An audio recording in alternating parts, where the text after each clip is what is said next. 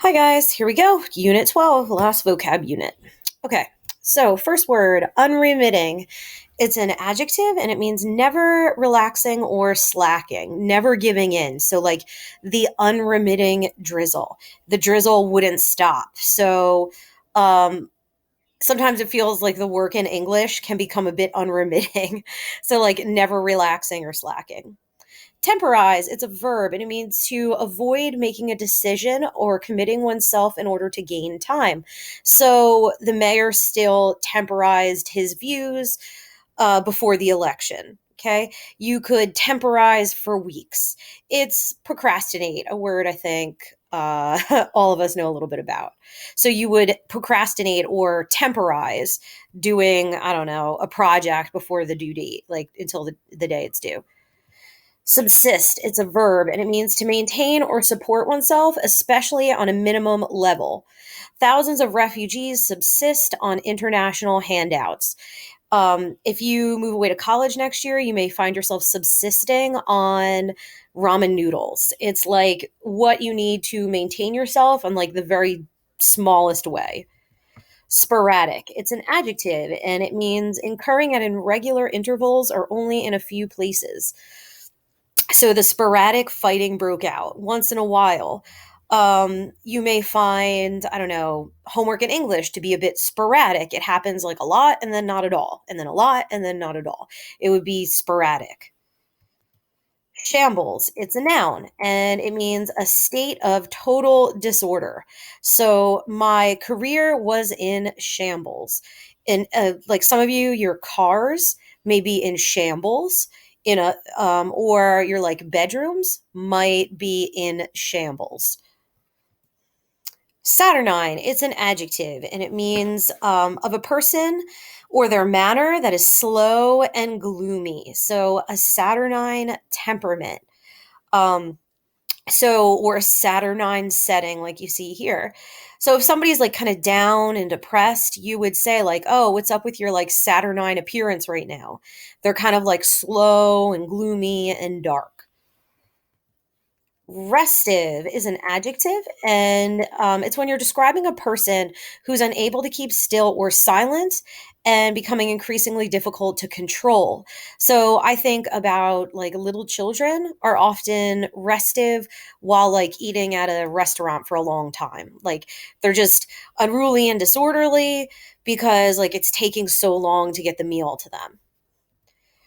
Requite, it's a verb and it means to make appropriate return for favor or service. So, requite a kindness, to give back. If you've ever heard the term like unrequited love, that means like the love is not given back. So, requite means to give back. So, um, and usually it's kind of like you could see here like the synonyms here. Not all the time, but it's usually to like revenge. It's usually in the sense of revenge. Like you requited um I don't know, your friend's bad behavior by busting in the windows of her car or something. That's kind of dark, but you get the idea. It's paying someone back. Redolent, it's an adjective and it means strongly reminiscent or suggestive of something. So evocative, suggested, reminiscent. So redolent of the monarchy. Okay, like reminiscent of something. Like maybe you smell a perfume that's like a redolent reminder of your mother because the perfume is familiar. Rectitude, it's a noun and it means morally correct behavior or thinking, righteousness, the model of rectitude. Um, like a priest would want to be the model of rectitude and morality. A politician might get in trouble for not displaying their rectitude. Rebuff. It is a verb and a noun, two parts of speech here. So in the verb form, it means to reject, to rebuff someone in like this rude and abrupt way. So uh somebody's advances were rebuffed. Okay. Like you asked somebody out to prom and they rebuffed you by laughing and yelling no in your face. Or it means an abrupt and ungrateful refusal or rejection of an offer. So you were met with rebuffs. So it's either the verb, or like actually rebuffing someone, or the noun, like you got a rebuff after asking someone to prom. Presage, it is a verb and a noun, same thing as the last one. To presage is to a sign or a warning that something bad is going to happen. So the outcome of the game presaged the coming year. It foretelled, it portended. In the noun form, it's a sign or warning that something, typically something bad, will happen, an omen or portent. So the like Tiresias tried to presage the terrible events of um, Oedipus's life, for example. Portend, it's a verb and it's very similar. It is the sign or warning that something, especially something bad, is likely to happen. So the eclipse portends some major events. And look, it's a synonym. Isn't that convenient? Piquant, it is an adjective and it means having a pleasant or sharp taste. Um, or it means pleasantly stimulating or exciting to the mind. So, like the bright orange prom dresses seemed very piquant as they like walked in the room. Or you could say like I like Mexican food because it's often very piquant. It's very like spicy and sharp tasting. Penchant, it's a noun and it means a strong or habitual liking for something or a tendency to do something. So you have a penchant for. If you're writing a sentence about this, you'll probably use it correctly if you use for after penchant. So, like, you have a penchant for only eating the chocolate out of the like Neapolitan ice cream thing. Like, you only eat the chocolate and leave the other two flavors.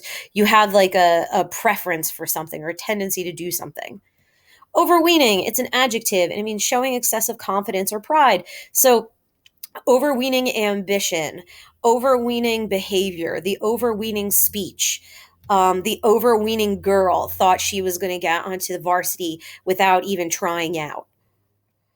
Obtuse, it's an adjective and it means annoyingly insensitive or slow to understand. Look at the synonyms: stupid, slow witted.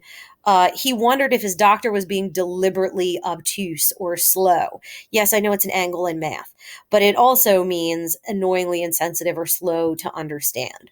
You would describe someone as obtuse. You're always going to describe a person in this way, not like a dog or something. Necromancer, it is a noun. It's a person who practices necromancy, a wizard or magician. So you might again refer to Tiresias from Oedipus as a necromancer. Mutable, it's an adjective and it means liable to change. The mutable nature of fashion. The nature of fashion is liable to change, like it changes every season. So, like, your career plans may be mutable, like they're likely to change every, year or so. Okay, that's it. All the words. Yay, vocab, senior year, all over. Okay, bye.